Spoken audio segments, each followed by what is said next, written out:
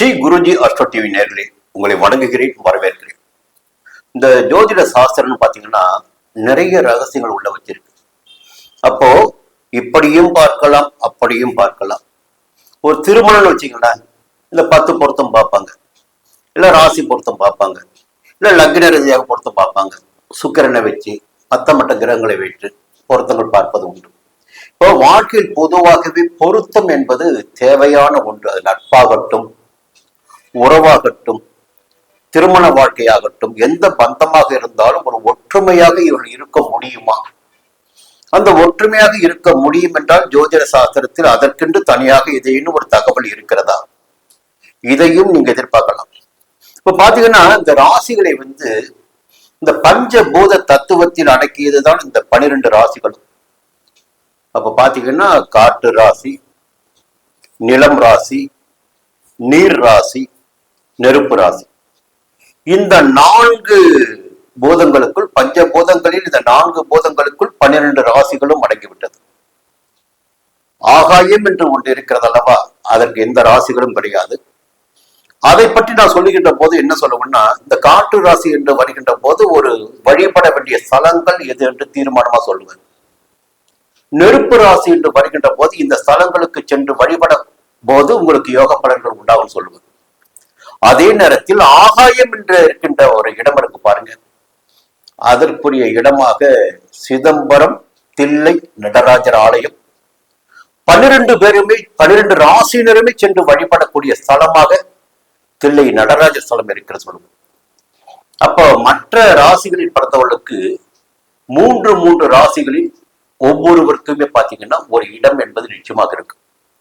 அப்படி பார்க்கின்ற போது நெருப்பு ராசி என்று நாம் அறிந்து கொள்வது மேஷம், சிம்மம், தனுசு. இந்த 3 பேரும் பாருங்க ரொம்ப ஃபயரா இருப்பாங்க. மேஷம், சிம்மம், தனுசு. அங்க என்னன்னா இந்த 3 ராசிக்குள்ளும் பாத்தீங்கன்னா நெருப்பு ராசின்னு பேரு. சூரியன் தான் நெருப்பு கிரகம், செவ்வாய் நெருப்பு கிரகம் தான். சூரியனுடைய கால்கள் இந்த 3 ராசிகளுக்குள்ளும் பதிந்திருக்கும். மேஷ ராசின்னு பாத்தீங்கன்னா ஒரு பாதம் கார்த்திகை, எப்படி சிம்ம ராசிக்குள்ள ஒரு பாதம், தனுசு ராசிக்குள்ள ஒரு பாதம், 3 ராசிக்குள்ளுமே சூரியன் கால் வைத்திருப்பார். அப்போ இந்த 3 ராசிகளும் நெருப்பு ராசிகளாக அறியப்பட்டிருக்கிறது. இதை ஏன் சொல்ல போறேன், இதுல என்ன சூட்சமம் அடைஞ்சிருக்கு அதை தெரிஞ்சுக்கல. அடுத்து காற்று ராசி என்று சொல்லுகின்ற போது மிதுனம், துலாம், கும்பம். இந்த 3 ராசிகளும் மிதுனம், துலாம், கும்பம். இந்த 3 ராசிகளும் காற்று ராசிகள். இப்ப இங்க இன்னொரு விஷயம் என்னன்னா, இந்த நெருப்புனா எப்படி இருக்கும், காற்றுனா எப்படி இருக்கும், இதையும் அப்படி கணக்குக்குள்ள போட்டு மனக்கணக்கில் அப்படி கொண்டு வாங்க. அப்படியே ஒரு கற்பனையை ஓட்டி பாருங்க. நெருப்பு தகதகன்னு எரியும், மேல் நோக்கி எரியும்.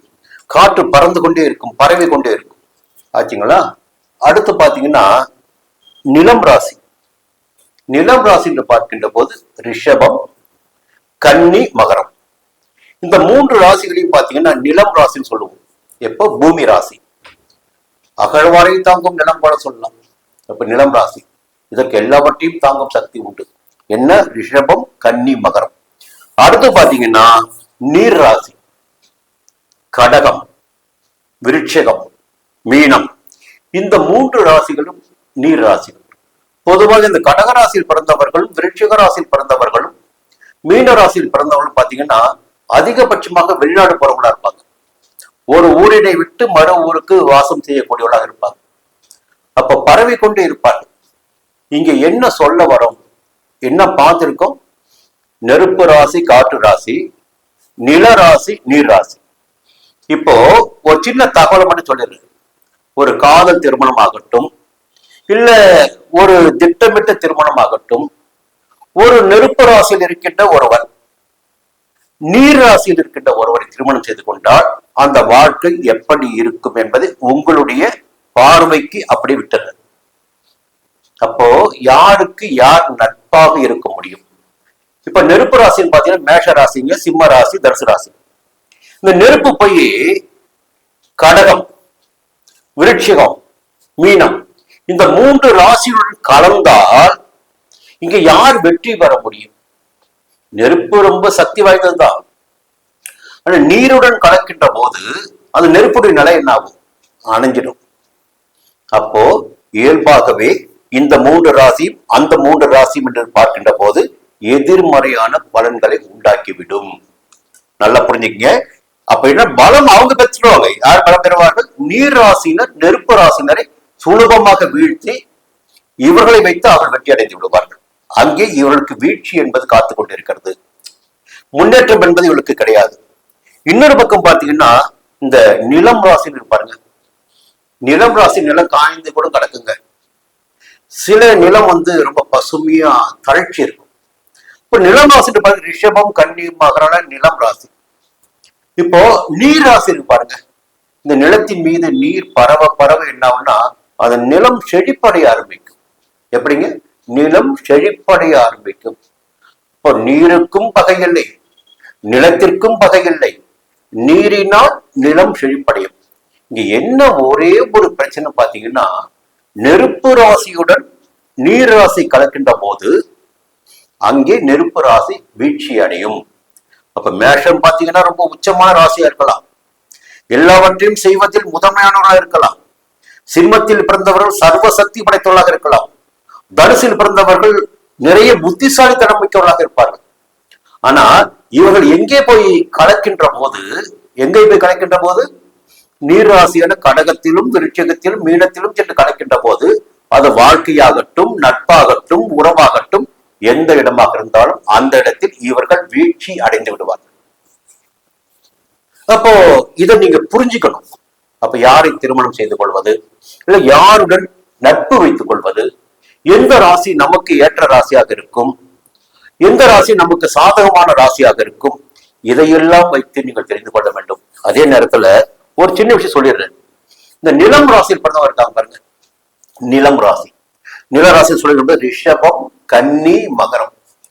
இவர்கள் எந்த ஆலயத்திற்கு சென்று வழிபட வேண்டும் என்றால் காஞ்சிபுரத்தில் உள்ள ஏகாம்பரேஸ்வரர் ஆலயத்தில் சென்று வழிபடுகின்ற போது இவர்களுக்கு நன்மையான பலன்கள் கிடைக்கும். அடுத்து நெருப்பு ராசி யாருங்க? மேஷம் சிம்மம் தனுசு, இந்த 3 நெருப்பு ராசி.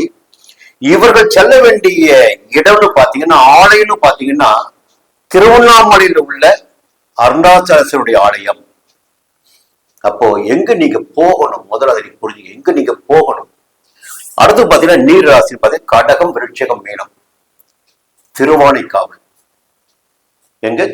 திருச்சிக்கு பக்கத்தில் இருக்கின்ற திருவானைக்கால் தம்பிகேஸ்வரர் ஆலயம், அது நீர் ராசிக்குரிய இடம். காற்று ராசியான மிதுனம் துலாம் கும்பத்துக்கு பாத்தீங்கன்னா, மிதுனம் துலாம் கும்பம் காளகஸ்தியில் உள்ள காலத்தீஸ்வரர் ஆலயம். அப்ப இதையெல்லாம் தெரிந்து கொண்டு இந்த 3 ராசியினரும் அவர்களுக்குரிய ஆலயங்களுக்கு சென்று வருகின்ற போது நன்மையான பலன்களை அடைய முடியும் என்பது ஒரு பொதுவான விதி. இதற்கும் மேலாக இந்த 12 ராசினரும் சிதம்பரத்திற்கு செல்லுகின்ற போது ஒரு சுபிட்சமான பலன்கள் கிடைக்கும். பொதுவான ஒரு ஸ்தலம் அது சிதம்பரம். இப்ப நமக்கென்று ஒரு பிரிவு பிரிக்கப்பட்டிருக்கிறது. நிலம் என்றால் இப்படி, நீர் என்றால் இப்படி, நெருப்பு என்றால் எப்படி, காற்று என்றால் இப்படி. இப்போ நெருப்பு ராசியோட எந்த ராசி சேர்ந்த நடக்கும் யோசிக்க சொல்லி ஆகணும். இப்போ நிலத்தோட பாத்தீங்கன்னா நீர் சேர்ந்தாலும் நல்லா இருக்கும். நெருப்போட யார் சேரணும் பாத்தீங்கன்னா காற்று. ஒரு நெருப்பு எரிஞ்சுக்கிட்டே இருக்குங்க, அந்த நெருப்பு மேலும் நன்றாக எரிய வேண்டும் என்றால், சுடர் விட்டு பிரகாசிக்க வேண்டும் என்றால் காற்று ராசினரின் நட்பு அவர்களுக்கு கிடைக்க வேண்டும். அந்த காற்று ராசி என்பது மிதுனம் துலாம் கும்பம்.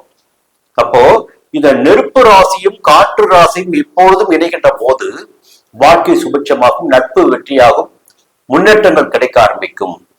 யாரோட? மேஷம் சிம்மம் தனுசோடன் மிதுனம் துலாம் கும்பம் இணைகின்ற போது வாழ்க்கை வளமாகும், நட்பு தீவிரமாகும், இருவரும் ஒருவருக்கு ஒருவர் ஆதாயம் ஏற்படும்.